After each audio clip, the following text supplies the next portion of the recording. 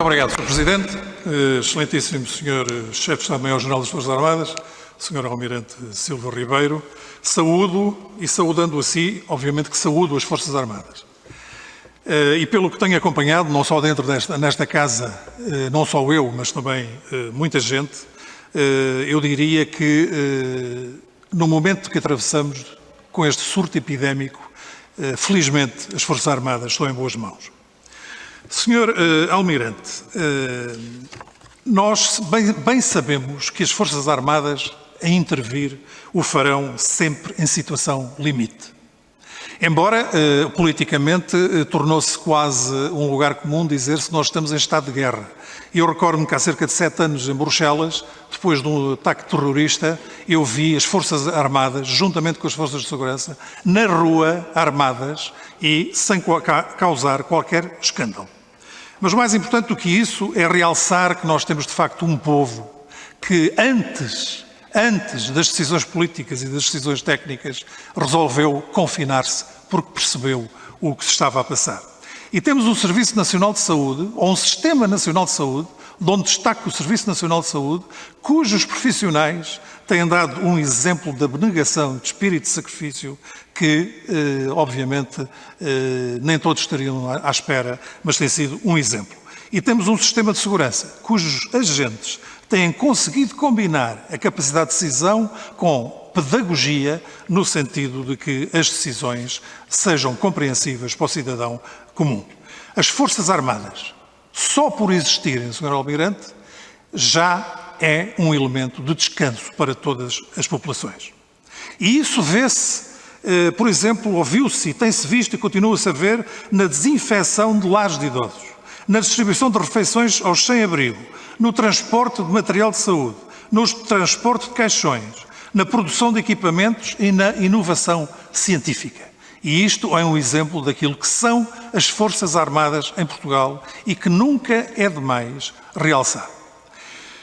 Sr. Presidente, Sr. Almirante, após a recente audição que teve com o Sr. Presidente da República, Belém fez publicar no site uma pequena nota que, a determinada altura, diz o seguinte: foi analisado um possível maior envolvimento dos militares. E fim de citação. O que poderia acontecer, isto sou eu já a dizer, nas cercas sanitárias ou na fiscalização e controle das fronteiras, sempre com as forças de segurança. O que eu lhe pergunto, Sr. Almirante, é se há alguma previsão de que isso possa vir a acontecer, em que situações e, ligada a esta questão, se há alguma novidade no que respeita à organização das brigadas de desinfecção, à reorganização das brigadas de desinfecção, e se a reserva de material de proteção existente é para quanto tempo e se prevê o aumento desse tempo. Para a atividade das Forças Armadas, Sr. Almirante, foi acionado um mecanismo de ligação das Forças Armadas à sociedade civil no sentido de procurar voluntários. E num curto espaço de tempo teve a oferta de 7.800 civis, o que é notável. É notável. Número expressivo e que se traduz o reconhecimento da sociedade portuguesa relativamente às Forças Armadas. E a pergunta que faço é: qual a razão que levou a desencadear esta campanha de voluntários? E a segunda, se forem chamados a um maior nível de atuação, se têm recursos humanos suficientes.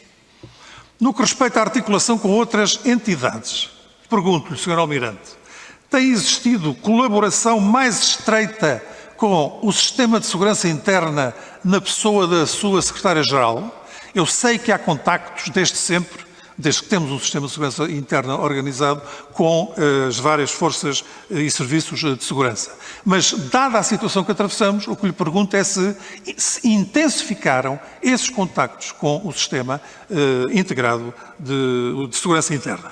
Uma vez que, em termos de criminalidade, nestas alturas, a criminalidade organizada, por exemplo, e o terrorismo, como já aqui foi falado, aumentam e são aproveitadas as respectivas circunstâncias. Uma outra pergunta: como avalia o papel das Forças Armadas na articulação com a proteção civil? Isto porque, a breve trecho, nós entraremos na altura dos fogos. E teremos duas realidades que serão duas realidades difíceis para o país: o do surto pandémico e dos incêndios. E eu pergunto, Sr. Almirante, se esta articulação com a Proteção Civil está a funcionar, se a cadeia de comando é a mais adequada e se as circunstâncias devem ou não alterar aquilo que existe hoje. Como tem decorrido a articulação também com a Direção-Geral de Saúde, que é suficientemente importante, dado o facto de as Forças Armadas de terem um largo espectro de mecanismos e de instrumentos ligados à saúde. E fazia-lhe esta pergunta mais concreta. Por que razão o Hospital de Campanha das Forças Armadas ficou localizado em Lisboa e não nos pontos do país onde é mais grave este surto epidémico?